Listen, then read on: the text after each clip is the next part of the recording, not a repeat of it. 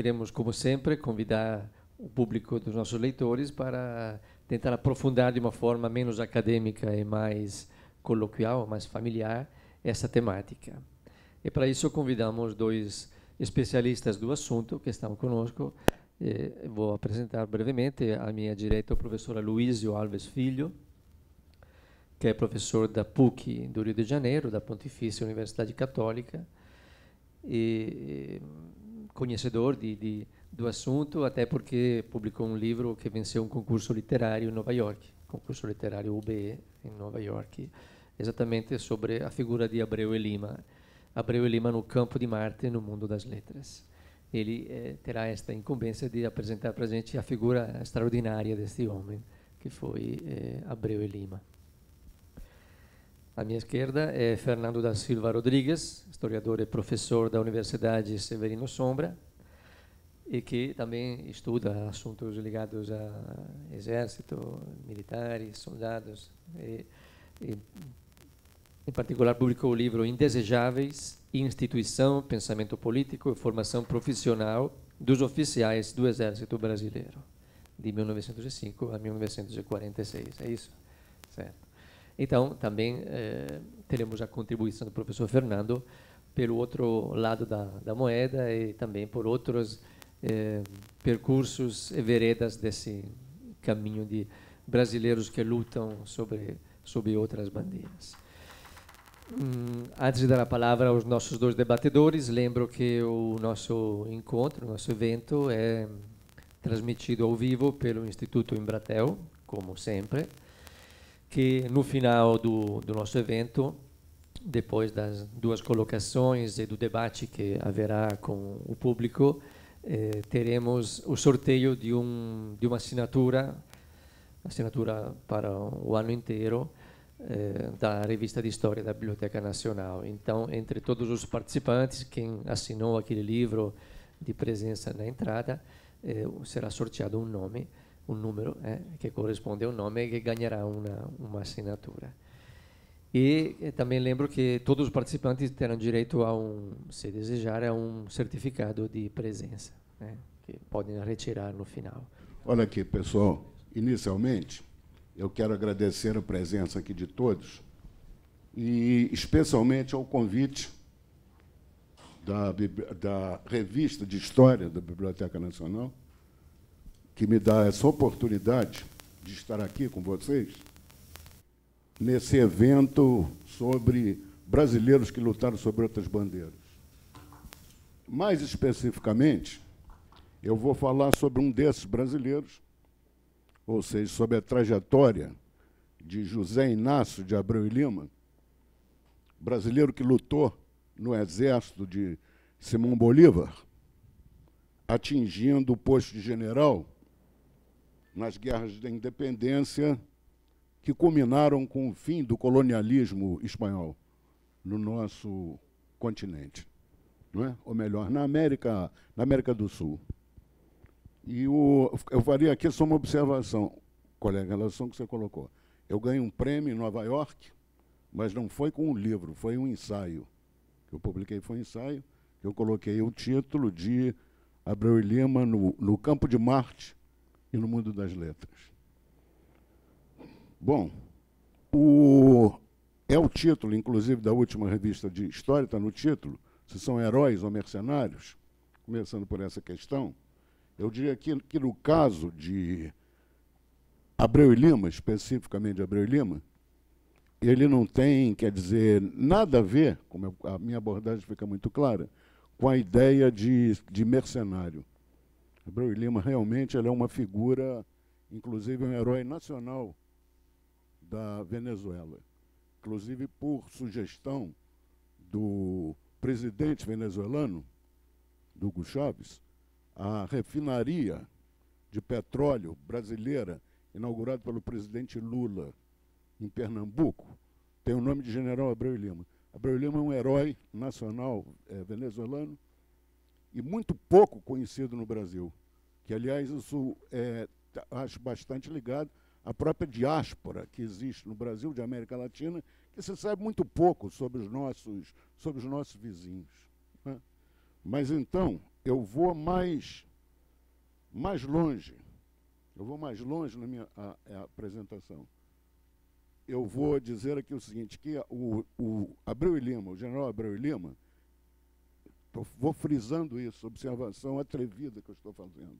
Ele é um personagem, vamos dizer, que dificilmente é ombreado na história universal. Na minha abordagem, vou procurar chamar um pouco a atenção desse dado aqui. Bom, vou até pular algumas coisas aqui que se eu for falar aqui tudo que eu estou querendo, eu vou estourar muito esse tempo. Não é? Como o colega lá também, esse é um tema muito grande, o nosso tema, e a gente tem uma leitura e reflexão sobre isso. Bom, nem vou ficar dando essa explicação, senão o tempo vai se esvaindo. Bom, eu diria que, inclusive, a minha aproximação do Abreu e Lima, ele não se deu pelo fato dele ser esse herói do exército de libertador de Simão Bolívar. A minha aproximação do Abreu e Lima, ela se deu porque a minha área de especialização na universidade, onde eu escrevi alguns trabalhos, não é? Participei de vários eventos e dei muitos cursos, ministrei muitos cursos acadêmicos, é do chamado pensamento social brasileiro. Então, na verdade, eu me aproximei do Abreu e Lima, inicialmente, como um pensador, e não como militar. Eu cheguei no militar, no herói Abreu e Lima, herói latino-americano, pelo um trabalho, pela minha preocupação com o pensamento social. Quer dizer, Abreu e Lima, ele foi o primeiro brasileiro que escreveu um livro sobre socialismo no Brasil. Isso em 1855. Eu cheguei no Abreu e Lima para uma publicação de segunda edição, que é prefaciada pelo Barbosa Lima Sobrinho, publicado ainda no fim dos governos militares, em que, inclusive, o livro Pela Paz e Terra, ele tinha evidentemente, ele trazia ali, ele estava num espaço de luta política, e ele chamava atenção, quer dizer, coisa estranha, que o primeiro brasileiro que escreveu sobre socialismo no Brasil era general. Não é? Um livro que saiu em 1979, essa segunda edição. A outra edição, mais recente, agora, da Universidade do Estado do Rio de Janeiro, sobre o Abreu e Lima. Bom, mas então eu cheguei no Abreu e Lima, quer dizer, quando eu li o Abreu e Lima inicialmente como um pensador que tinha escrito essa obra pioneira sobre socialismo dentro do Brasil. Bom, dito isso, vou retomar o fio da meada, que o tempo é curto, e dar alguns dados aqui sobre o Abreu e Lima. O Abreu e Lima, ele é filho de uma família, José Inácio de Abreu e Lima, como é o nome dele, batismal. Ele é filho de uma família abastada, uma família pernambucana, não é? E ele nasceu em Recife. O período da vida dele é de 1794 a 1869, quer dizer, morreu com 75 anos de idade.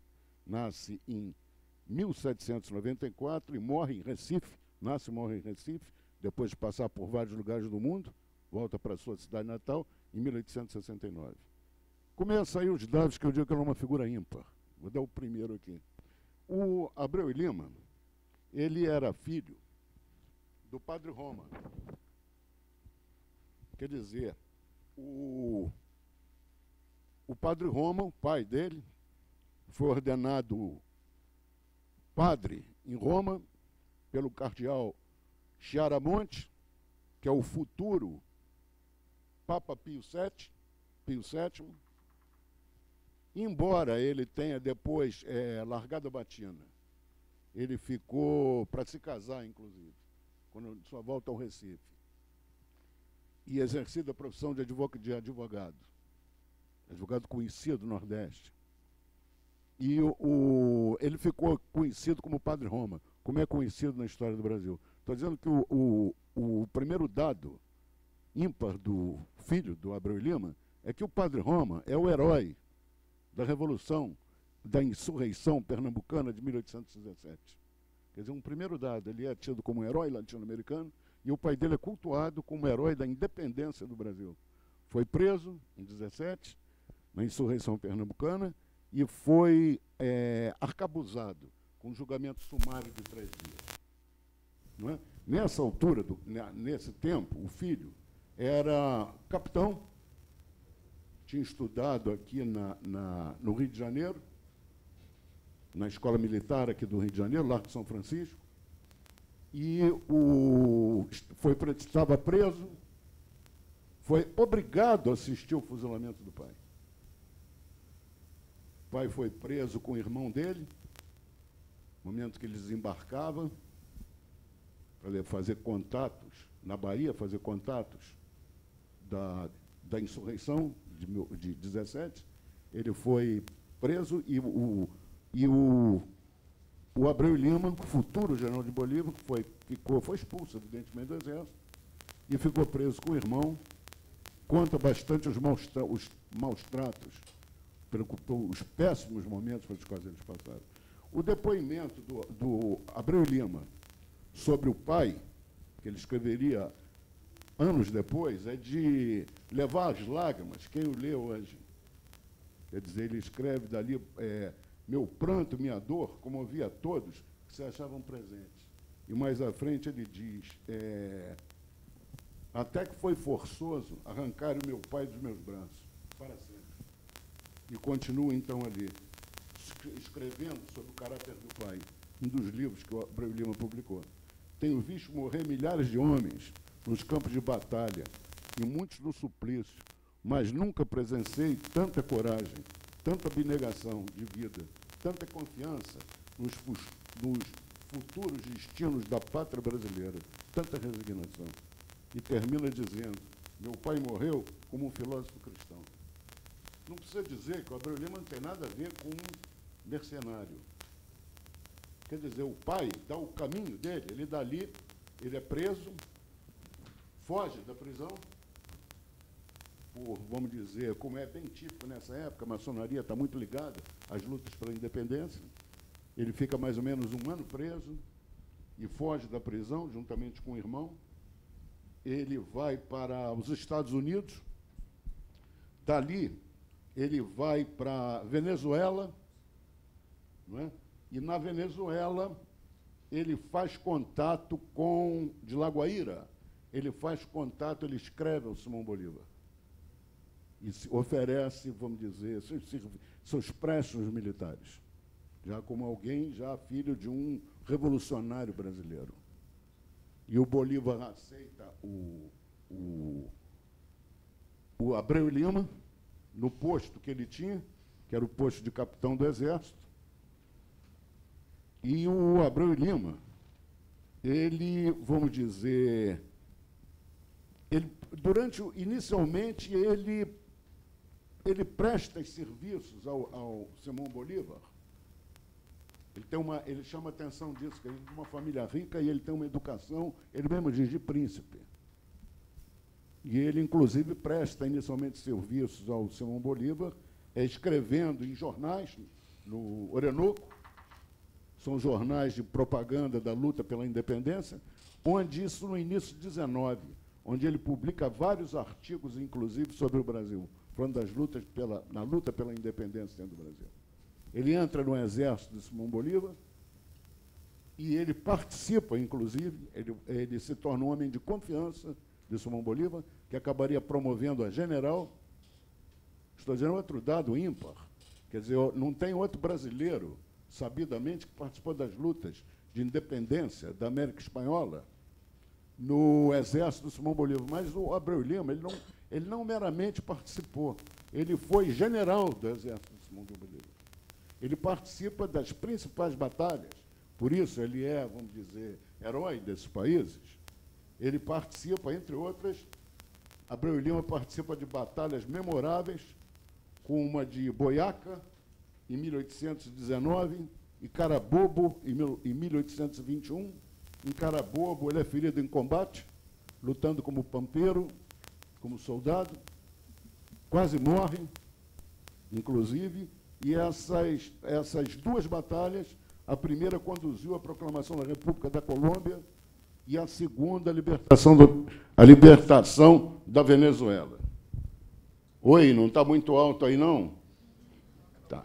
Bom, é que a minha voz, normalmente, eu não sinto muito, que eu falo aí, não preciso muito do microfone, não. Mas, pois é, mas está legal.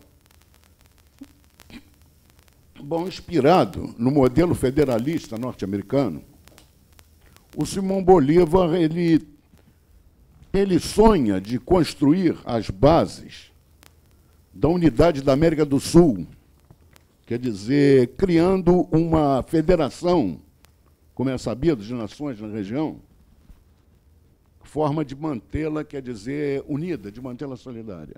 Então, quer dizer, ele organiza, então, o que foi chamado de Gran Colômbia. Quer dizer, uma federação com esses territórios, com esses países agora independentes. Basicamente, o que seria hoje a atual Venezuela, Nova Granada, leia-se Colômbia e Equador.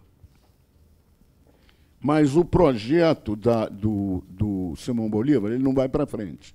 Diferente dos Estados Unidos, onde o federalismo, quer dizer, levou os Estados Unidos a ser, inclusive, o que é, na atualidade, as desavenças internas, as lutas internas, o nacionalismo, eles levaram a que, em pouco tempo, a Gran Bolívia, quer dizer, ruísse como um castelo de cartas. Não é? Bom, com o desmoronamento desse sonho de integração,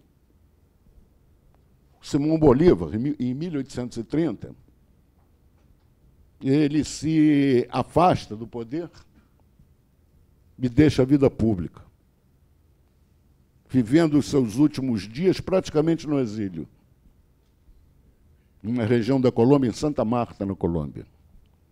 Bolívar, o libertador, um dos maiores nomes da luta pela autonomia de Nossa América, que entrou na política rico e saiu dela pobre e frustrado com as falências do seu projeto, faleceu de tuberculose aos 47 anos de idade, em 1830. Abreu e Lima, general do Estado-Maior do Bolívar, promovido por ele, acompanhou no retiro de Santa Marta e teve ao lado do Bolívar até o seu último suspiro. Então, estou pegando aqui o dado que isso não tem nada a ver com o que se pode chamar de lutando. Na verdade, o Abreu Lima não está lutando sob uma bandeira estrangeira. O Abreu Lima está lutando num projeto de independência, onde, evidentemente, ele está engajado, foi preso, viu o pai ser arcabuzado em função disso. Não é que o Abreu Lima, isso é ímpar. Ele é, inclusive, pioneiro de uma coisa que não existe na época dele, que nós chamamos hoje em dia de América Latina. Bom, após a queda de Bolívar, quer dizer, a permanência a queda do Bolívar, o fracionamento da Gran Colômbia, ela inviabilizou os oficiais estrangeiros nos quadros do Exército da Colômbia, que foram deles excluídos, inclusive por decreto de 1831, do ministro da Guerra daquele país. Em decorrência, Abreu e Lima, coberta de medalha em campo de batalha, ostentando a patente de general de brigada, que lhe foi conferida por Bolívar, assim como os títulos de libertador da Venezuela de Nova Granada, de Colômbia, regressa ao Brasil em 1932. Durante a menoridade, evidentemente, Pedro II abdicara, Pedro I abdicara um ano antes, 31, ele regressa no início da menoridade. Ele viaja, ele vai à Europa, vai aos Estados Unidos e Europa. Na Europa, ele é recebido por Pedro I. E ali, evidentemente, isso não está na biografia das que eu li, nem dos documentos que pesquisei, mas é evidente que ali vamos dizer, foi preparado a volta dele ao Brasil, a anistia que ele precisava para poder voltar. E ele volta ao Brasil em 1932, e ele volta, e a regência, o anistia para ele voltar, e inclusive lhe concede o direito de usar todas as uniformes de general de Bolívar. A última vez que ele apareceu com o uniforme de general de Bolívar foi na foi na coroação de Pedro II. E usar todas as condecorações, que foram roubadas no fim da vida dele. Entraram no local onde ele residia e roubaram. Tem até um anúncio dele no jornal, vamos dizer, que também é patético, pedindo que devolvessem, que aquilo só tinha valor sentimental, né? Que dinheiro não valia nada. Bom, então eu diria que aí vou ver até o tempo aqui que eu ainda tenho, mas eu gostaria de dizer algumas coisas para aquela minha afirmação inicial, que ele é uma figura que é difícil de sombreada do cenário mundial, não só pelo que eu coloquei, mas tem mais algumas coisas. Ele, de volta ao Brasil, Abreu Lima é anistiado, ele reside no Rio de Janeiro. Tem uma coisa que ele, basicamente, ele tem uma atividade de publicista fantástica. Abreu Lima ele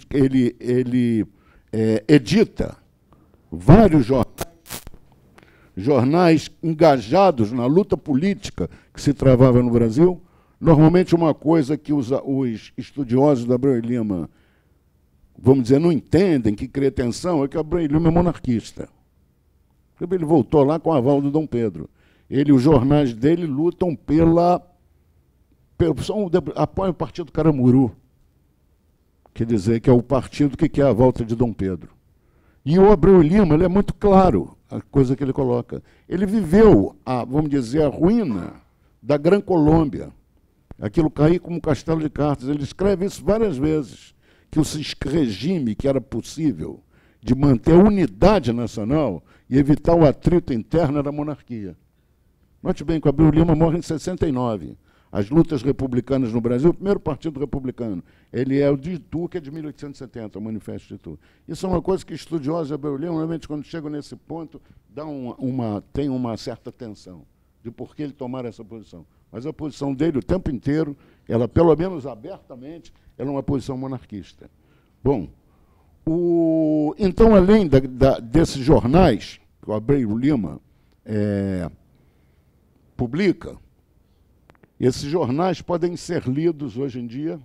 Existe um site em Pernambuco, até da família do Abreu Lima, que é, vamos dizer, www.institutoabreulima.com.br, que estão publicados muitos livros do Abreu Lima, que são raros, e, inclusive, jornais.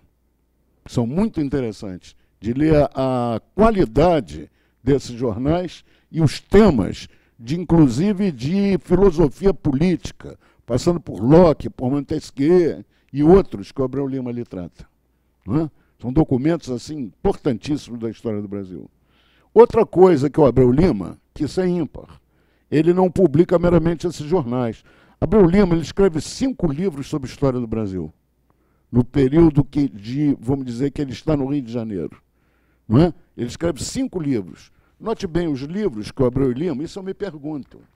Eu não sei como uma pessoa que passou tantos anos no campo de Marte, como ele, chegando no Brasil em pouco tempo, ele tinha tantas informações. Porque os livros do Abreu Lima não é um livro de 10 páginas. São 5 livros assim de 400, 500 páginas cada um. E com polêmicas, não é? Com monarquistas. Quer dizer que a acusação até que ele teria copiado um autor inglês, não é? Feito pelo Varnhagen. Então, sei lá, e tem também quem diga que um dos livros do Abreu Lima, aquele é a primeira cronologia que se faz da história do Brasil. Então, sei lá, isso é outra coisa impressionante e que eu me pergunto como é que esse indivíduo ele reuniu, inclusive, tempo. Lembro ainda, só um dado que ele, na Bolívia, quando o Bolívar estava caindo, o Bolívar encomendou, que o tinha como intelectual, além de um militar, que ele escrevesse uma defesa dele, do Bolívar. Ele escreve um livro que é uma defesa de Bolívar contra os ataques que o Bolívar recebia de publicistas. Isso está publicado nesse site que eu citei, de publicistas europeus, inclusive Benjamin Constant. O Abreu Lima escreve uma defesa histórica e apaixonada do Simão Bolívar, acusado de ditador. Não é? Bom, mas aí eu diria aqui o seguinte, que viria o dado mais central dessa minha abordagem do Abreu Lima, mais ou menos me aproximando aqui do fecho.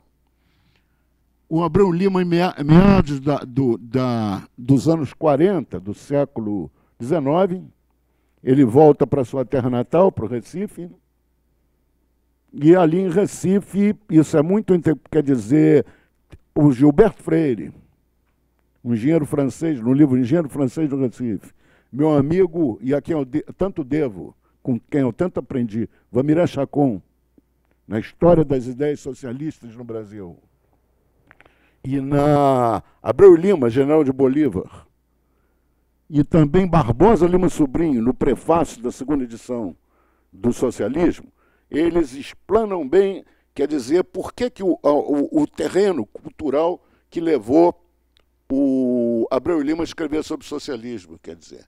Eles mostram que há uma cultura livresca, vamos dizer, de alta qualidade em Recife nessa época, inclusive é uma presença de um engenheiro, do Vautier, contratado pelo governo do Recife, que moderniza a cidade, que é um socialista utópico, que publica coisas na região, e o Abreu Lima se alimenta bem desse caldo quando ele escreve o socialismo. Mas eu queria dar um dado, que ele ainda encontra tempo, nessa sua volta para Recife, para sua terra natal, de, vamos dizer, de apoiar a Revolução Praeira de 48. Apoia a Revolução Praeira de 48, é preso como um dos mentores da Praeira. 2 irmãos dele morrem na Praeira, o que fora preso com ele, Luiz, morre na Praeira. Ele passa 2 anos preso na Ilha Fernando de Noronha. Na Ilha Fernando de Noronha ele aproveita, escreve um trabalho belíssimo, está publicado também nesse site. Inclusive fazendo observações militares de como aquilo devia funcionar, isso, e vamos dizer, e chamando a atenção que aquilo era muito rico, que aquilo era uma riqueza importante para ser explorada por Pernambuco. Bom, depois de ver de passar por todos esses dramas e tragédias, que eu estou dizendo que era uma figura ímpar e difícil de ser ombreado, esse sujeito, depois de ter sido preso da Praeira, ele ainda publica um livro sobre, o primeiro livro brasileiro sobre o socialismo. Sobre socialismo. Ele tem um mapeamento, uma leitura funda daquilo que se chama de socialismo utópico, dos clássicos da antiguidade, de Platão, passando pelos que estão pelo Tomás Moros, desses anteriores à época que ele está vivendo, com mais ou menos a parte de segunda mão, mas comentários sobre Saint-Simon, Fourier, aqueles que hoje em dia se chama, a tradição marxista chamou de socialismo utópico. Ele ali elogia, do modo geral, os autores, mas ele entende, ele é cristão, ele entende que o socialismo é um projeto um desígnio da providência divina. Começa o livro dizendo isso daí. Não é? Passa em revista esses autores, olha, isso aqui, mas essa questão não é material, isso é, vamos dizer, isso é um desígnio de Deus.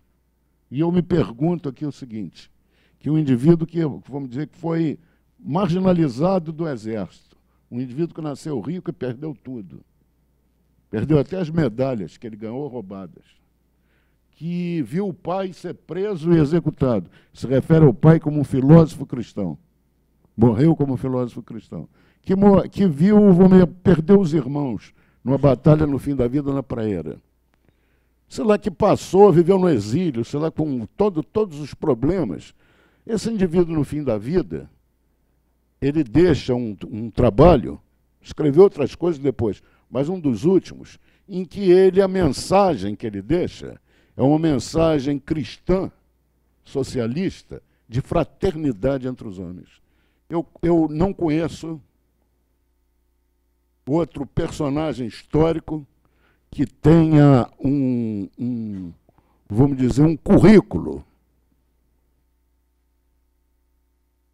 com tantas nuances como o Abreu e Lima, que é muito pouco conhecido no Brasil, inclusive até, quer dizer, diria que nessa diáspora que existe em relação, que começa a ser quebrada em relação aos países da América Latina. Muito obrigado a vocês. Boa tarde a todos. Quero agradecer primeiro o convite ao pessoal da revista. Está sendo um momento ímpar poder expor aqui alguma parte da minha pesquisa.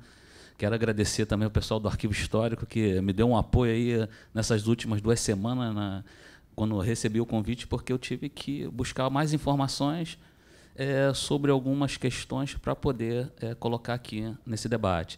Porque a minha área de pesquisa é sobre história institucional.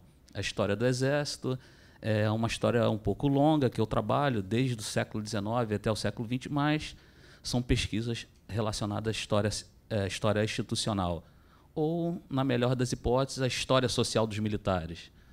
Bom, eu não vou ser tão profundo como o professor Aloísio, eu vou tentar mostrar algumas possibilidades de pesquisa que eu fui encontrando, inclusive, no decorrer dessas 2 semanas. Eu vou tentar definir essa minha explanação em 3 momentos. Primeiro, tentar tratar de alguns personagens na primeira metade do século XX, tratar de alguns personagens ou situações ao longo da segunda metade do século XX e o início do século XXI, e, por fim, tentar aprofundar um pouquinho numa biografia que me surpreendeu, uma figura que eu conheci agora durante essas 2 semanas de pesquisa e que me cativou. Fui seduzido pelo canto da sereia. Bom, antes de mais nada, definir a figura do mercenário é muito fácil. O mercenário está relacionado à aquisição de bens, de dinheiro, aquele que luta em prol de algum ganho monetário, né, ou poder, não sei. Como o professor Aloísio, o seu personagem, ele já colocou aqui que não é um mercenário, os personagens que eu identifiquei nessa situação do nosso debate na primeira metade do século XX também não considero como mercenários. São personagens que vão vão lutar pela bandeira do outro por questões ideológicas ou até patrióticas, depende do ponto de vista, como você quer conceituar e trabalhar com a palavra pátria. Bom, eu percebi vários personagens na Guerra Civil Espanhola, por exemplo. Depois do fracasso, né, da Aliança Nacional Libertadora, com a sua atuação no Levante Comunista de 35, no Levante Militar Comunista de 35, vários militares foram expulsos do Exército. Aqueles que participaram na intentona na 3ª RI, na Escola de Aviação, na Vila Militar. Depois de presos, alguns alguns casos foram perdoados, a sua prisão. Vários desses partiram para a Europa para lutar contra Franco. Foram lutar na Guerra Civil Espanhola. E todos eles que foram para a Europa entraram no lado do Exército Republicano. A divisão ideológica da Guerra Civil Espanhola era Exército Republicano e monarquia e direita. A direita e a monarquia com base ideológica no nazifascismo. E quem apoiava o Exército Republicano, a democracia, o comunismo, o socialismo. Todos os militares brasileiros que participaram do Levante Comunista de 35 e foram para a Europa, lutaram do lado do Exército Republicano espanhol, ou seja, eles foram motivados por questões ideológicas. A maior parte deles pertenciam também ao Partido Comunista, integraram a fundação da ANL. Alguns casos também não eram comunistas. Então, você percebe muito bem que, apesar de ter um grupo que era ideologicamente favorável ao comunismo, tinham outros que não eram favoráveis ao comunismo, mas foram para o exército republicano espanhol para lutar contra o fascismo. Então, a questão era ideológica. Certo? Bom, dentro desse caso, eu vou voltar posteriormente, né? Apesar que nós temos figuras importantes que participaram da Guerra Civil Espanhola, como foi o caso do Apolônio de Carvalho, que é um personagem que, apesar que o colega ter pedido para eu tentar aprofundar um pouco mais a história do Apolônio, eu me recusei, porque eu não estudo o Apolônio, então não teria condições de sustentar um debate sobre o Apolônio. Mas eu peguei uma outra figura que eu acho que vai ser também tão interessante quanto o Apolônio. Outro momento da primeira metade do século XX, importante, que eu me deparei e que confirmei um relato oral, numa conversa informal, até com o meu chefe, que o avô dele tinha participado durante a Segunda Guerra Mundial na polícia da FEB, e que, no momento que houve a prisão dos alemães, o questionamento que ele fez era como me comunicar com a tropa alemã, que era bem grande, né, a tropa alemã que foi presa pelos brasileiros, como que faria essa comunicação. E a surpresa dele em descobrir que vários brasileiros estavam no meio dos prisioneiros alemães. Aí, recentemente, eu encontrei um material sobre os soldados brasileiros no exército de Hitler. E foi confirmando a pesquisa de um professor da Universidade do Paraná sobre esses brasileiros no exército de Hitler, o relato, né, do pai do meu chefe lá na Escola Superior de Guerra, que eu também sou da Escola Superior de Guerra, o relato com alguns pesquisadores que eu tenho comentando sobre o assunto, e que falaram que também no Paraná, em Santa Catarina, há a presença de descendentes de pessoas, de homens que lutaram no exército de Hitler. Então, foram confirmando que houve mais de uma centena de brasileiros que lutaram no exército de Hitler, por conta até da descendência alemã do sul do país. Então, isso facilitou. Alguns estavam, na época, na Alemanha, estudando, trabalhando, e acabaram sendo convocados, e outros saíram do Brasil para se alistar no exército de Hitler. Então, existe o caso do recrutamento forçado na Alemanha, e existe o caso daqueles que saíram e foram se integrar ao exército de Hitler de uma maneira patriótica. Bom, esse é o primeiro caso que, claro, se houver mais interesse, nós podemos aprofundar um pouco mais. O segundo momento que eu percebi, aí sim nós podemos tratar com mercenários. Nós estamos vivendo um mundo atual em que a condição da guerra mudou. A guerra moderna hoje, principalmente depois do Vietnã, o que os americanos chamam de síndrome do Vietnã, mudou. A imprensa, o gasto com os militares, a morte do militar, a imprensa divulgando aquelas mortes, o que sensibilizou a sociedade norte-americana e fez com que ela se tornasse uma pressão contra a participação dos militares norte-americanos na guerra, fez com que se tomasse uma postura diferente para se repensar a guerra. Então, atualmente, os Estados Unidos têm colocado em prática o emprego de mercenários nas suas guerras. Isso começou, eu não posso dizer efetivamente começou, mas o que eu consegui descobrir como início dessa história, no caso da Colômbia, que foi o recrutamento de aviadores, de oficiais da reserva, de civis brasileiros, que foram recrutados para lutar contra o narcotráfico na Colômbia. Foram recrutados por questões financeiras. Se pagava muito bem para que eles fossem lutar nessa guerra contra o narcotráfico. Então, foi o primeiro caso que eu descobri. Nessa pesquisa sobre os aviadores, há uma suspeição de que também foram usados mercenários brasileiros na Guerra de Angola, entre 92 e 94. Bom, há suspeição porque eu não consegui provar com a pesquisa, mas pode haver casos de brasileiros lutando na Guerra de Angola como mercenários. Tá? Outro caso que recentemente também veio à mídia, o caso dos 3 brasileiros que estavam lutando no exército americano, nos fuzileiros navais americanos, e que estavam no Iraque, na Guerra do Iraque.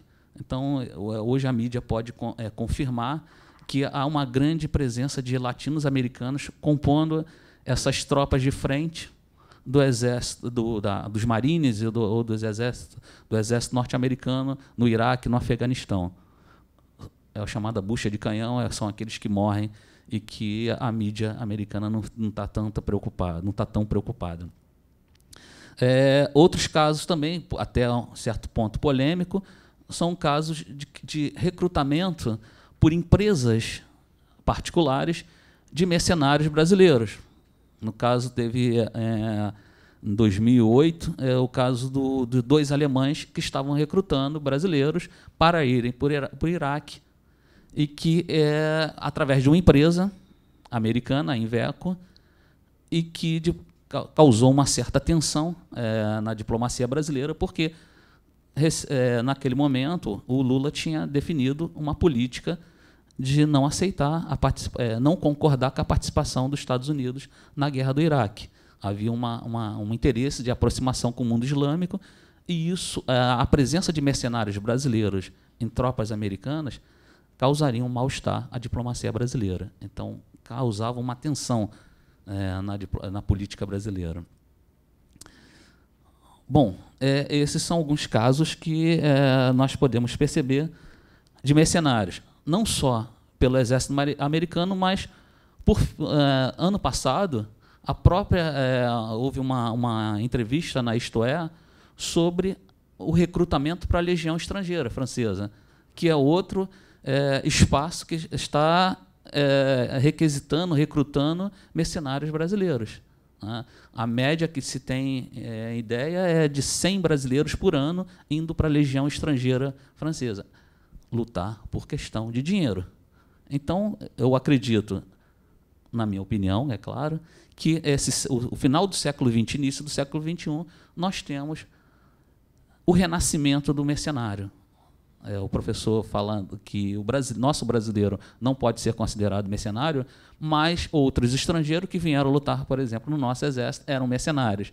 O século XIX, eu acho que era mais comum a figura do mercenário.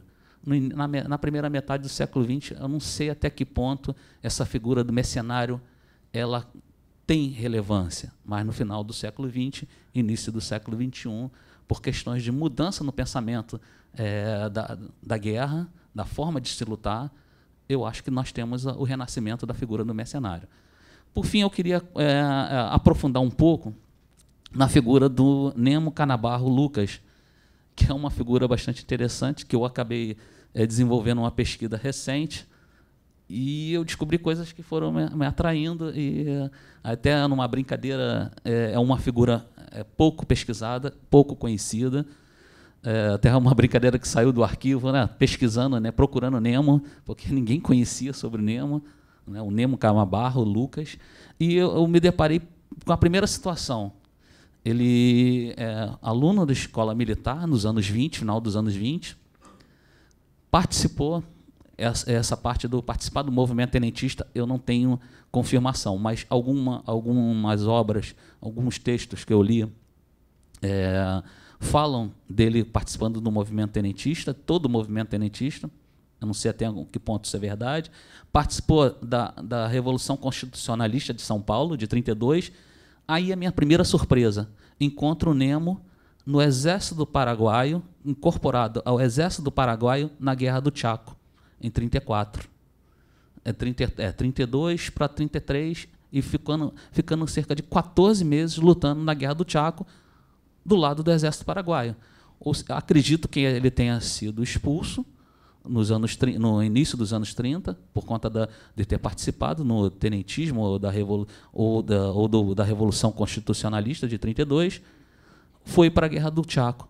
Foi reincorporado em 34 ou 35 e ajuda o Exército a construir um relatório sobre a situação da Guerra do Chaco. E vou até me permitir uma leitura de um trecho pequeno aqui, que o nome do relatório é Síntese das Informações Colhidas sobre a Guerra do Boliviano-Paraguaia no Chaco Boreal e seus antecedentes. Um relatório secreto, que está no Arquivo Histórico do Exército, em que os autores colocam assim: cumpre-nos assinalar também o auxílio que tivemos neste trabalho do primeiro-tenente Nemo Canabarro Lucas, que, ao deixar o Exército Brasileiro, bateu-se ao lado dos paraguaios. Depois de anistiado, esse oficial trouxe-nos observações judiciosas e muito interessantes, devido ao fato de serem colhidas no campo de luta por esse combatente inteligente e de atuação relevante na tropa em que serviu ocasionalmente. Então, virou inteligente. Primeiro ele foi expulso, mas depois virou inteligente. Isso na Guerra do Chaco. Ele volta, participa da fundação da ANL, participa do Levante Comunista de 35 e, novamente, é expulso em 36. E vai para onde? Para a Guerra Civil Espanhola. Inclusive, ele não era filiado ao Partido Comunista e vai incorporar ao Exército Regular da Espanha, enquanto quase todos os outros participantes da ANL integraram as brigadas internacionais. O Nemo ele vai incorporar ao Exército Regular. Continua sai da Europa, da Espanha, vai ser um jornalista de cobertura da Segunda Guerra Mundial. Em 46 volta para o Brasil, tenta refundar a ANL fora do âmbito do PCB, não consegue, continua participando da vida política do Brasil, e em 51 ele é anistiado novamente. Ele é anistiado, é reintegrado ao Exército, ganha as promoções de capitão, de major, de tenente-coronel, e em 56 ele participa da Frente de Novembro, que era um grupo que apoiou o movimento do 11 de novembro de 55, que foi o contragolpe que manteve o Juscelino e o Jango, a eleição de Juscelino e o Jango. Então ele cria uma frente a Frente de novembro em 56, e no final isso em março, e no final de 56 ele é promovido a coronel, só indo para a reserva em 61. Então, a passagem, claro, eu não fiz um estudo tão aprofundado como o professor Luiz, mas acredito eu que essa figura do Nemo Canabarro vai dar uma pesquisa muito boa, muito interessante. Para quem se interessar, é claro. Eu fiz essa pesquisa mais para trazer aqui assunto para que nós pudéssemos fazer esse debate. Bom, é assim que eu apresento a minha palestra com relação a essas figuras, heróis ou mercenários. Obrigado.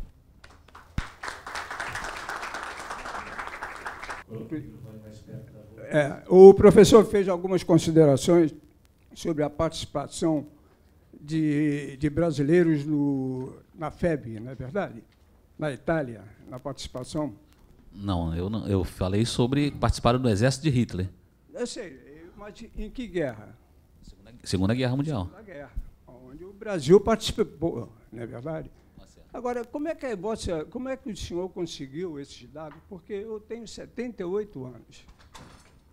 Eu tinha 11 anos quando a guerra terminou. Eu gostaria de saber, eu estou até perplexo, porque eu nunca vi, nunca tomei conhecimento disso, depois de velho. Estou querendo transmitir para os meus netos. Porque eu tenho lido muito sobre isso, sobre a participação da FEB, da guerra na Itália, dos brasileiros. Então, eu não sei, o senhor conseguiu esses dados aonde? Na Escola Superior de Guerra, onde o senhor participa, ou qualquer coisa? Como é que o senhor conseguiu? Algum livro? Como foi? Como que o senhor conseguiu esses conhecimentos sobre esse problema? Porque eu estou meio desorientado agora nesse Recentemente, o professor Denilson de Oliveira, da Universidade Federal do Paraná, lançou um livro.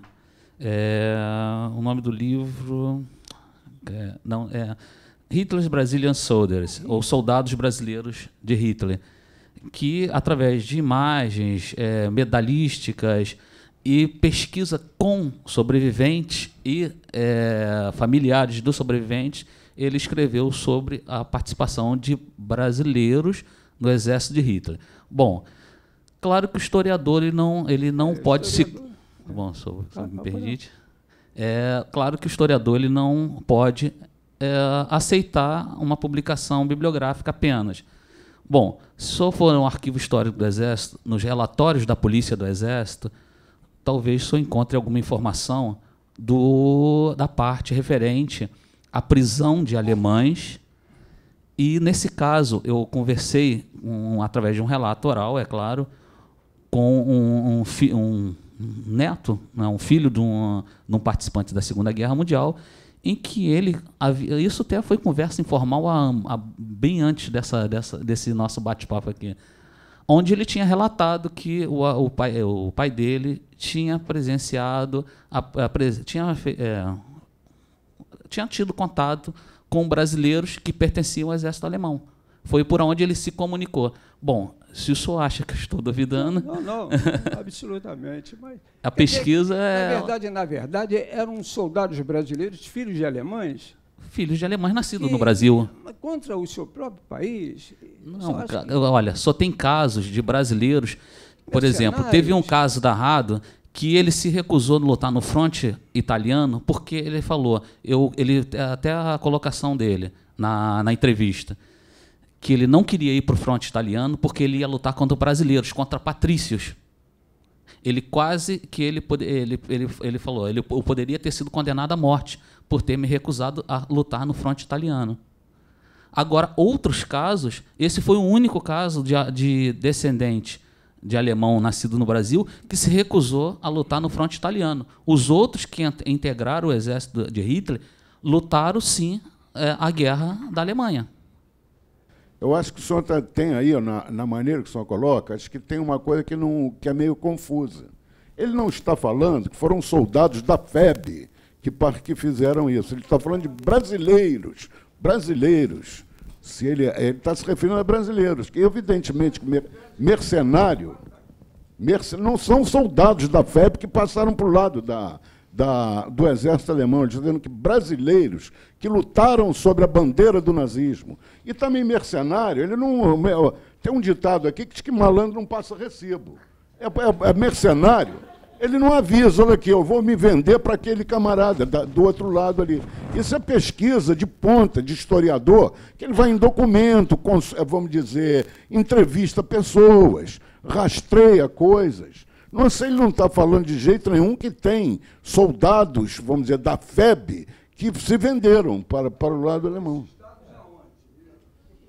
Pesquisa do colega do Paraná e também, no caso, houve, como eu falei para o senhor já desde o começo, pesquisa do colega do Paraná e, recentemente, eu conversando com o meu chefe, ele contou as histórias que ele recebeu na infância, do seu pai, e que falou que participou, que era do pelotão de polícia da FEB, que foi responsável pela guarda e segurança dos prisioneiros alemães e que ele vislumbrou a dificuldade de conversar, de dialogar ou de fazer a missão dele, que ele tinha ali naquele momento, por conta da dificuldade da língua.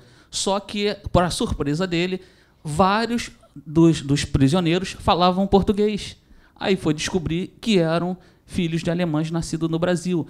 muitos estavam na Alemanha estudando na época. A Alemanha, antes da guerra, era um país atrativo. Era um país que estava tendo emprego. E muitos saíam também da questão, eu vou sair do Brasil para voltar para a Europa. Isso atraía muita gente. Outra questão que nós estamos deixando de lado é que as comunicações não chegavam tão rápidas assim. A guerra, quando foi deflagrada na Europa, foi uma surpresa para muita gente, né? Então, muitos estavam lá quando foi deflagrada a guerra, e o que aconteceu? Os que tinham idade para ser incorporados ao Exército foram incorporados, foi uma incorporação forçada. E os que foram adquirindo a idade foram sendo incorporados. Agora, teve também filhos de alemães no Brasil que saíram do Brasil e foram para a Alemanha e incorporar o exército de Hitler. Isso é fato. Bom, o senhor sabe que, por exemplo, essa relação com o Brasil ela é muito dúbia. Por exemplo, o Brasil tinha na Alemanha, entre 1940 e 1942, uma comissão comprando armamento na Alemanha, em plena guerra. O senhor sabe disso? Que existia uma comissão de militares brasileiros comprando armamento na Alemanha em 1942, só saíram lá em janeiro de 1942, depois que que o Brasil rompeu as relações diplomáticas, por conta da reunião de chanceleres no Rio de Janeiro, houve a definição do rompimento das relações diplomáticas. 42, janeiro de 42. Não, 42, janeiro de 42. Eles fecharam as caixas, estavam comprando armamento na Krupp, fecharam as negociações e vieram embora. Uma parte do armamento que o Exército tem aí nos seus museus, em algumas unidades de artilharia, são armamentos que vieram na Alemanha em 1940. Canhões de 88 milímetros. São armamentos que veio da Alemanha. As outras levas de armamento só não vieram porque a Inglaterra bloqueou a passagem dos navios para o Brasil. Opa, boa tarde. Meu nome é Marcos. Só para complementar o que o professor Fernando falou, né, houve uma brasileira chamada Margarete Hirschman, que ela foi capturada pela FEB e ela fazia programas radiofônicos de contra-inteligência, no sentido dos soldados brasileiros se renderem. Ela era, eu acho que, de Santa Catarina, e ela estava, no caso, não como combatente alemã, mas ela fazia parte do staff de inteligência, espionagem, algum setor específico, né, e ela foi capturada pelos febianos, né, ela do lado do exército alemão fazendo essa propaganda a favor da deserção de brasileiros. O que vocês estão fazendo aqui? Né, vocês vieram se diz, lutar pelos americanos, não vieram defender uma causa própria, né? E em relação ao livro do Denilson de Oliveira, são 2 livros, né? Os soldados brasileiros de Hitler e os soldados alemães de Vargas, né? De alemães, né? Ou então descendentes de alemães que preferiram lutar, né, na FEB mesmo, né? E agora uma pergunta para o professor Fernando, né, em relação à Guerra Civil Espanhola. Você disse que houve comunistas, né, que lutaram do lado dos republicanos, né? Era na Brigada Internacional. Isso, exato. E aí eu queria saber se houve também descendentes de espanhóis brasileiros aqui que lutaram do lado, né, do Franco, dos monarquistas, né? Se houve alguma, como se diz, adesão para o outro lado também. Não, desconheço. Como também, pelo que eu andei pesquisando, não se tem notícia de nenhum brasileiro que saiu e incorporou ao exército monarquista à direita. Desconheço dessa informação. Só uma dúvida. Talvez tenha como também mais uma linha de pesquisa. Mais uma linha de pesquisa, como também a questão do exército fascista. Será que houve brasileiros que foram incorporados no exército italiano? Mas não tem nenhuma informação sobre isso. Pelo menos sobre a Itália não tem informações. Tá ótimo. Obrigado. Passa aqui para o colega. Eu ia fazer uma intervenção exatamente nisso. Né? Ele estava falando da confusão, como disse o professor Aloysio. Eu conversei, meu nome é Damasceno, sou doutorando em ciência política. Eu recentemente conversei com o pensador social brasileiro, Paulo Mercadante. Ele é filho de italiano. Ele incorporou o Exército em 1941 e permaneceu incorporado em razão do conflito. Em sendo filho de italiano, ele não foi mandado para a Itália, assim como todos aqueles, né, que eram descendentes de colônia italiana, não foram mandados para o fronte. Ficaram no teatro de guerra, mas não no palco de guerra. Né? Então, ele serviu, foi incorporado como oficial. Né? Quando foi criada as Forças Armadas, foi criada a aeronáutica, ele foi para a aeronáutica, fazendo a conversão da tecnologia alemã para a tecnologia americana, a partir de 1943. E depois ele passou para a inteligência, exatamente porque tinha gente incorporada, né, nas Forças Armadas que tinha uma identidade ideológica com o fascismo. Então, ele narrou isso, né, longamente, assim, eu queria ter ido para a Itália. Né? Agora, eles não nos mandavam, eles não nos deixavam ir. Primeiro, porque muitos daqueles jovens que estavam incorporados tinham identidade com o fascismo. E a segunda questão, nós iríamos combater os nossos primos. Né? Isso seria um dilema, né, na guerra, um dilema humano na guerra. Eu achei muito interessante essa narrativa do Paulo Mercadante, e foi interessante essa sua abordagem, porque fecha direitinho, né, com uma narrativa recente, né, de um personagem da história que está vivo, vai fazer 90 anos agora, né, mas que vivenciou, né, que é um oficial da reserva, da inteligência das Forças Armadas. Agora, eu queria te fazer uma pergunta sobre essa participação em exército. Eu conheço vários jovens brasileiros e judeus que fazem o serviço militar brasileiro, fazem a academia brasileira e depois dão baixa nas Forças Armadas brasileiras e vão servir no Exército de Israel e voltam ao Brasil. Né? Eu tenho um amigo, inclusive, fez oficial do Exército, né, fez curso de bomba, etc., e deu baixa no Exército Brasileiro, depois do tempo mínimo, serviu, permaneceu alguns anos, né, em Israel, e voltou ao Brasil, e integrou a vida civil no Brasil. Então, é muito comum isso hoje, né, os jovens judeus irem a Israel, servir ao Exército, e volta, né, e pouca gente até sabe, né, que eles saíram, fizeram isso, lutaram ou participaram de outra força e voltaram ao Brasil. Eu conheço alguns exemplos, não sei se o senhor chegou a estudar isso, ou se tem ciência disso. Eu não conheço. Essa é outra informação que eu não possuo, mas é interessante, eu vou entrar em outro debate. Né? Você falou do caso dos italianos, né, que incorporaram o Exército. Com certeza eles não entraram nas escolas militares, tá? Eles devem ter entrado ou como oficial temporário, né, em alguns casos, e em alguns casos como soldado. Por que isso? Porque na pesquisa, principalmente do meu livro, quando eu falo indesejáveis, quem são os indesejáveis? Em 42, a partir de 38, principalmente 39, 40, 41, 42, quem são os indesejáveis? Negros, judeus e islâmicos. E depois também os estrangeiros, de uma maneira geral. A escola militar, raros os casos que foram aceitos. Não estou dizendo que foi 100% os casos não aceitos na escola militar, para se tornarem oficiais de carreira.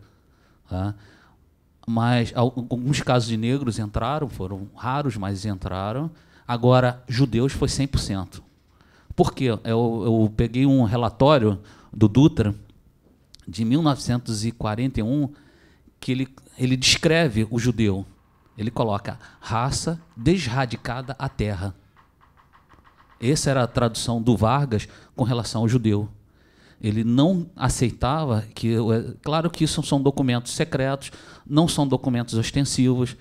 Era uma política de bastidores do governo Vargas em quase todos os setores. Pelo menos a pesquisa no Ministério das Relações Exteriores do Fábio Koifman mostra isso. A Tuti Carneiro, no seu livro Antissemitismo da Era Vargas, mostra isso em outros setores. E no caso da minha pesquisa dentro do Exército, no caso dos judeus, eu vi 100% dos judeus eram eliminados da seleção. Dos negros, quase a maioria. um ou outro pode ter entrado até por questão de relacionamento. Porque, por exemplo, tinha oficiais negros que pertenciam ao Estado-Maior do Dutra. Então, houve casos que entraram negros, mas normalmente se eliminavam. Por isso e os estrangeiros também, alemães, italianos, todos eles eram eliminados para entrar na seleção da Escola Militar do Realengo. Isso eu vi até 42, por quê? A partir de 43, só entrava na escola militar os alunos que vinham das escolas preparatórias de cadete. Ou seja, mas pelo discurso do Vargas, do Dutra, o mesmo modelo de recrutamento, de seleção, tinha que ser executado na escola preparatória de cadete. Com certeza isso deve ter acontecido na escola preparatória de cadete. Eu não olhei a documentação, eu fiquei limitado a 42. Mas esses italianos que entraram devem ter sido oficiais temporários. Olha, eu não sei te dizer assim que acolhida teve a obra do Abreu Lima. O que eu posso dizer, mais ou menos, o que eu posso dizer com certeza, é o que eu coloquei aqui. E a pergunta é muito boa. Quer dizer, porque normalmente o socialismo ele é apresentado como sendo uma ideia exótica, que não corresponde à natureza do homem brasileiro. Então, isso, quando é colocado, então, surge um socialismo, um livro lá de suas 300, 400 páginas, que é de 1855. A primeira coisa que parece é que aquilo vamos dizer, uma ideia fora do lugar. Então, o que eu posso dizer em relação a isso é o seguinte, e eu procurei rapidamente dar uma pista, mapear aqui, de que essa questão ela estava no campo cultural pernambucano, brasileiro e, sobretudo, pernambucano daquela ocasião. Se eu pegar, inclusive, a Revolução Praieira, tem aquele livro do Amário Quintas, que, para mim, é o melhor livro sobre a praieira, o mais antigo, vamos dizer, eu acho que pega melhor essa questão. O Amário Quintas discute, chama-se até o sentido social da Revolução Praieira. Pernambuco tem uma tradição revolucionária que nenhum outro estado brasileiro tem, quantidade de movimentos, vamos dizer, de independência, de lutas, de sentimento de brasilidade que eclodiram em Pernambuco. A praieira é um movimento com forte reivindicação, vamos dizer, social, não é? E eu citei aqui o dado que, sobretudo, Chacon, o Freire, Gilberto Freire, o Barbosa Lima Sobrinho, quer dizer, em trabalhos escritos em diferentes épocas, eles chamam a atenção para o socialismo, que era um tema que, inclusive, circulava em publicações de Pernambuco da ocasião. Tinha esse engenheiro Vautier, que era socialista, vamos dizer, sansimoniano, que publicou coisas contra Santo Simão, que era uma pessoa extremamente influente na cidade, construiu o Teatro Santa Isabel, que é uma glória ali de Recife, e vamos dizer que eu posso dizer que o mérito do general Abreu Lima, e o mérito é a ousadia do general Abreu Lima, é ter transformado isso não num artigo, meramente num artigo jornalístico, que é escrito um livro que mostra até a seriedade intelectual do Abreu Lima, de que é um livro que, quem pegar esse livro vai ver que ele mapeia dentro, quer dizer, o que poderia se chamar de socialismo na ocasião, e se posiciona. E quando ele diz que o socialismo é alguma coisa que corresponde à providência divina, mas ele, por outro lado, tem uma filosofia, não dá para eu entrar nisso aqui, ele procura aquilo que eu podia dizer assim, está na linha de uma filosofia da história. Ele procura ver que os acontecimentos, quer dizer, como a Revolução Francesa, não é? O próprio processo a Revolução Norte-Americana, que o século XVIII, sobretudo o século XIX, está, vamos dizer, que é uma tendência, que ela encaminha para isso, quer dizer, mais ou menos ele tem uma filosofia da história de um lado que combina com o que ele vê lá, quer dizer, com desígnios de Deus. Não é? Agora, eu não sei te dizer se isso provocou especificamente a recepção, que é a pergunta aí. a recepção que o livro do Abreu e Lima teve, vamos dizer, em 1855. Ali, outras perguntas. Obrigado, boa tarde a todos, primeiramente, né? Ao senhor Luiz, ao senhor também, né? Eu me chamo Davi Pereira, né? E é um prazer imenso, né? Estar podendo participar desse banquete, né? De alimento, de conhecimento bem estruturado, né? Principalmente nessa área militar, né? Eu que fui recrutado pelo Exército, né? E também fui isento do serviço militar por um tempo, né? Eu queria fazer só uma pergunta, mas já que eu não sou tão historiador assim, que eu só tenho 29 anos por enquanto, né? Esse ano eu faço 30 anos, né? Assim, eu queria falar de histórias pessoais, né? Então, só um momento, né? Só para poder citar, né? Eu nasci em 13 de agosto de 1982, né? Mesmo ano em que o presidente Lula ingressava no partido político como sindicalista, né? Hoje em dia ele é presidente, né? Se formou presidente, passou 8 anos no país, sendo, né, qualificado como uma pessoa especial, né? E aí toda essa história, né, tem se tornado bem presente na minha vida, né? Porque, olha só, meu pai serviu como brigada, né? De brigada de paraquedista, né? Ele foi dado como soldado. Fala no microfone, um pouco mais perto. Tá. Ele seguiu como soldado engenheiro, né? E eu, depois que ingressei com 25 anos, ele com seus 50 anos, né? Recebendo o Jubileu de Prata, né? Eu tive a oportunidade de entrar para o serviço militar e ser recrutado como soldado de brigada, general de brigada, né? Aconteceram alguns problemas, eu acabei sendo isento do serviço militar, né? E aí, quer dizer, eu queria só um pequeno comentário, né? A gente foi catequizado por americanos, né? Antes dessa revolução de 30 anos atrás, né? E aí, quer dizer, hoje em dia, eu moro lá no Complexo do Alemão. O que vocês acham, a princípio, né? Que a realidade hoje seria mais fácil a gente ser religioso para mudar uma sociedade, ou seria, de um modo geral, uma guerra mesmo predominante, né? Tanto da nossa parte quanto da parte dos americanos, né? Que são uma grande potência, né? Como são bem instruídos e relevantes na sociedade, né? Essa é a minha pergunta e uma dedicação, agradecer a vocês por estar me dando essa oportunidade de poder falar e poder, né, me sentir bem. Posso responder? Olha, eu entendo a tua preocupação, acho que a tua preocupação é muito boa, mostra que você está, vamos dizer, pensando, enganjado nos destinos do nosso país. Agora, a questão que você coloca, companheiro, ela é muito genérica. Ela é muito genérica, quer dizer, de nós mudarmos, mas mudarmos, tem mil maneiras de mudar a sociedade. Mudar para construir o quê? E vamos dizer, qual o caminho que conduz à mudança? Ele é o que? É a igreja? É a, sei lá, é a luta? Eu não sei, eu não tenho nem como, eu nem ninguém tem como responder isso. O que você pede, basicamente, até quase que é uma, sei lá, uma visão sei lá, futurista. Eu não sei mudar a sociedade em que sentido. Eu não sei em que sentido que você acha que é positivo mudar a sociedade. Inclusive, se nós fizéssemos uma pergunta aqui, o que é que você acha que deve mudar? Nós vamos encontrar tantas respostas, provavelmente, quanto as pessoas têm aqui dentro. Então, acho que a tua preocupação com o Brasil e com a melhoria que está embutido nisso, nas condições de vida do povo brasileiro, que ela é ótima, você deve aprofundar isso. Agora, a tua pergunta, para mudar, não fica muito claro, se é mudar em relação ao quê?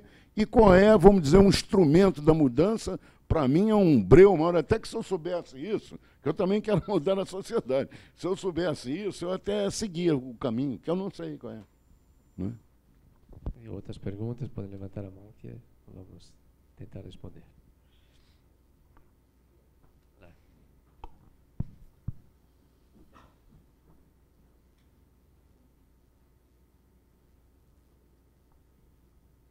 Boa tarde, meu nome é Luiz Felipe. Eu queria saber do professor...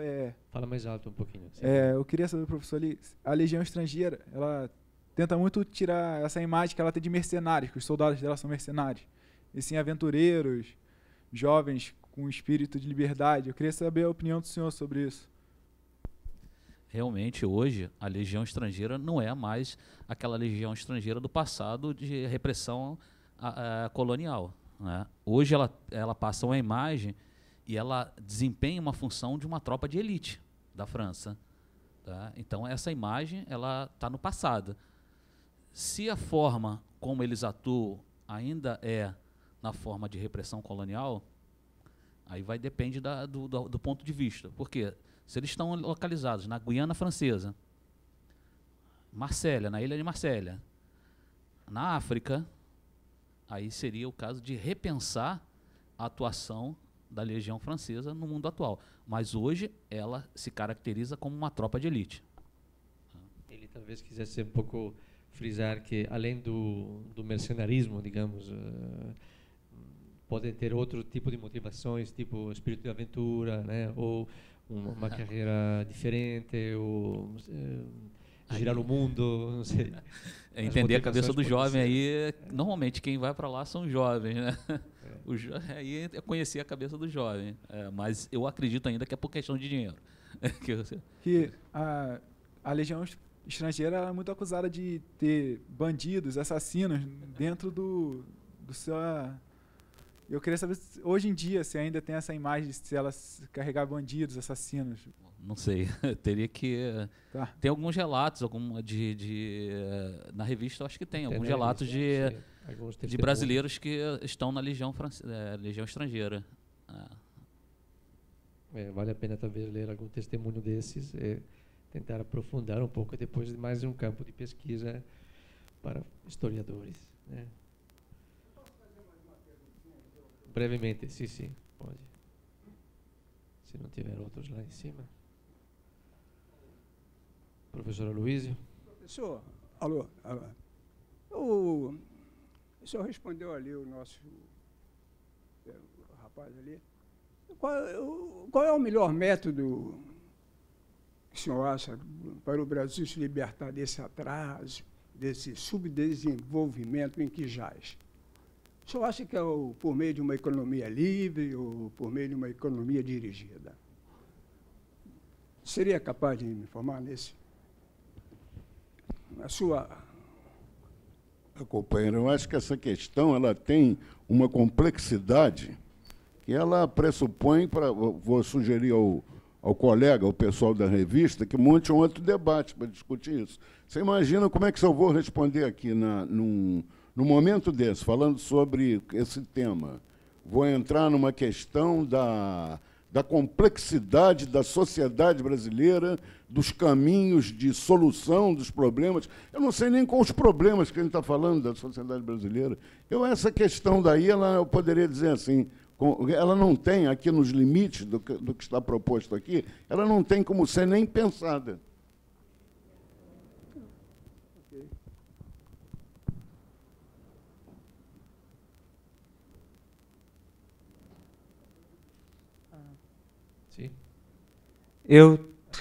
Perdão.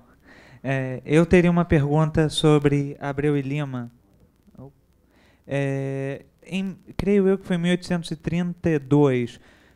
Foi denunciado na imprensa brasileira um suposto complô que seria a conspiração Caramuru, pelo retorno do imperador Dom Pedro I.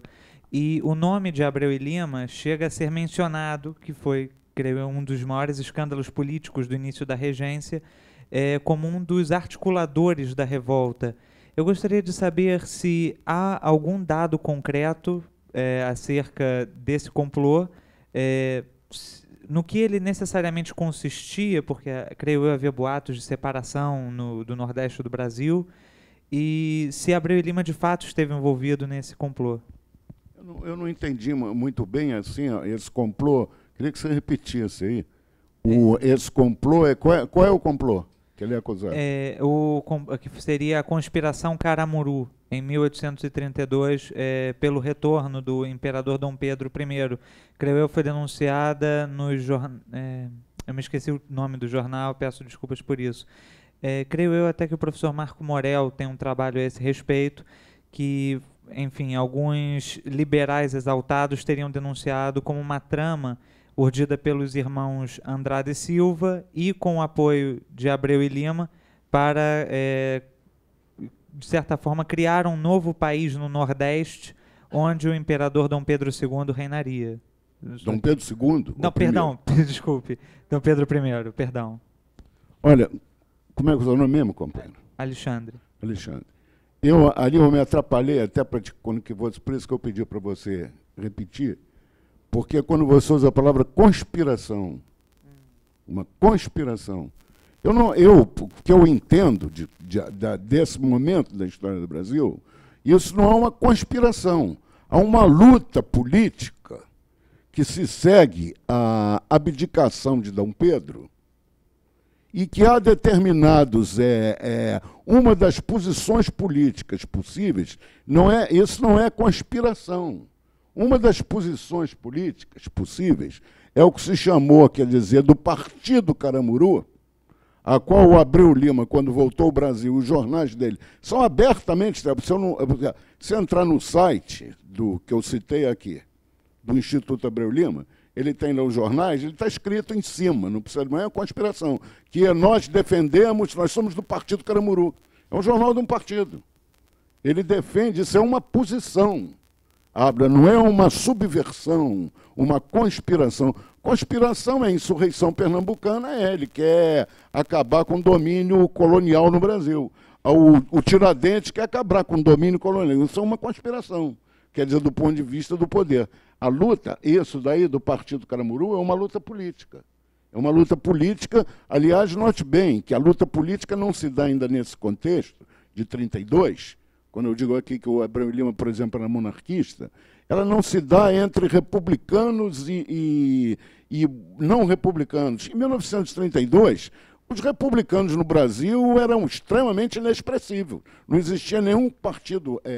Todo mundo, basicamente, era monarquista dentro desse contexto. Eu acho que é até um certo exagero. Eu nem falei isso quando de estudiosos de determinados movimentos, como apresento que eles têm até movimentos desses de independência, não que queriam uma república. Do modo geral, esses movimentos, a questão que eles colocaram é independência. República, à medida que ela tem uma outra especificidade. Entende? Eu acho, então, que o Abreu Lima, ele participou, nunca teve nenhum problema, a não ser problemas de querelas, de brigas, que o Abreu Lima era um bocado brigão, ele defende lá o dado da fraternidade com posição bonita, posição ideológica, eu acho que sentida dele. Ele é um nível pessoal, ele tem uma briga no Rio de Janeiro enorme, por exemplo, com Evaristo da Veiga, que era monarquista também. Então é uma briga de foice, briga feia. Você pegar os artigos dele, ele faz provocações, nunca li os do Evaristo da Veiga, os do Abreu Lima, ele faz provocações, assim, quase que xingamento do Evaristo da Veiga. Mas não era uma posição entendida, não era uma conspiração. Que a conspiração seria, quer dizer, era uma das possibilidades, aliás, que ela foi, o Partido Caramuru acabou por uma razão muito simples, que Dom Pedro morreu. O Partido Caramuru ele acabou quando Dom Pedro morreu. Mas a proposta, que era a proposta, vamos dizer, que está no bojo do Partido Caramuru, ela foi vitoriosa, com o chamado golpe da maioridade. A ideia que ela exatamente qual era? Era de colocar quem era evocado ao poder, quer dizer, que tinha do seu lado a tradição, o legítimo herdeiro, que entrasse, quer dizer, como foi Dom Pedro II, com 14 anos de idade, que ele ocupasse o poder, que, vamos dizer, os regentes, esse período da a regência eram vistos como como um poder fraco, um poder artificial, um poder fraco. Tanto isso é verdade, que eu estou colocando, que durante o período regencial eclodiram no Brasil vários movimentos de natureza separatista. Eclodiram no Brasil, quer dizer, o mais radical deles, que é o que durou mais, com implicações fortes até hoje, são os farrapos do Rio Grande do Sul. Então, quer dizer, a ideia dali de dar legitimidade, de conseguir legitimidade política, de tirar de um poder fraco, era o poder dos regentes, uma das hipóteses possíveis é que o Dom Pedro seria lá da França, que o Dom Pedro havia renunciado, e que ele, vamos dizer, aquela coisa, nem sei legalmente como é que podia se fazer isso. ele voltasse para o Brasil e, vamos dizer, fosse coroado, sei lá, de novo o imperador do Brasil.